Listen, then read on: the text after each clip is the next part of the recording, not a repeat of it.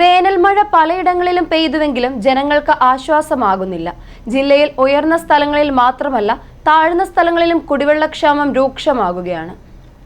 പുഴകളും കിണറുകളും കുളങ്ങളും തോടുമെല്ലാം വരണ്ടു കിടക്കുകയാണ്. ഇനിയും മഴ ശക്തിപ്പെട്ടില്ലെങ്കിൽ ഗുരുതരമായ ഭവിഷ്യത്തുണ്ടാകുമെന്ന് വിദഗ്ധർ പറയുന്നു. മഴ പെയ്തതിനെ തുടർന്ന് മീനച്ചിലാറിന്റെ ഒഴുക്കിൽ നേരിയ പുരോഗതി ഉണ്ടായിട്ടുണ്ടെങ്കിലും ജനങ്ങൾക്ക് പ്രയോജനപ്രദമാകുന്നില്ല. താഴ്ന്നയിടങ്ങളിൽ കെട്ടിക്കിടക്കുന്ന വെള്ളമാണ് പല തോടുകളിലും ശേഷിക്കുന്നത്.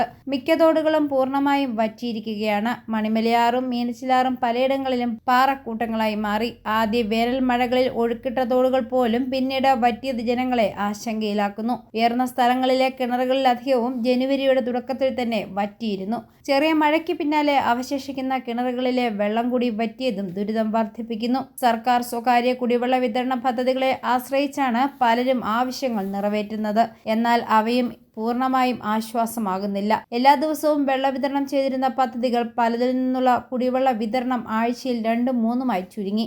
മറ്റിടങ്ങളിൽ എടുക്കാവുന്ന വെള്ളത്തിന്റെ അളവ് നിജപ്പെടുത്തി. കുടിവെള്ള പദ്ധതികളുടെ കിണറുകൾക്കും സമീപം കുളങ്ങൾ നിർമ്മിച്ച സ്വകാര്യ വ്യക്തികൾ ലോറികളിൽ സ്ഥാപിക്കുന്ന ടാങ്കുകളിൽ വെള്ളം നിറച്ച് വിതരണം ചെയ്യുന്നതും കുടിവെള്ള പദ്ധതികളുടെ പ്രവർത്തനത്തെ പദ്ധതികളിൽ നിന്നുള്ള വെള്ളം വീടുകളിലെ ആവശ്യത്തിന് പൂർണ്ണമായും പ്രയോജനപ്പെടുത്താൻ കഴിയാതെ വന്നതോടെ വില കൊടുത്തു വാങ്ങുകയാണ് മിക്ക കുടുംബങ്ങളും. ക്ഷാമം രൂക്ഷമായതോടെ ഗുണനിലവാരമില്ലാത്ത വെള്ളവും വിൽപ്പനയ്ക്കെത്തുന്നുണ്ട്.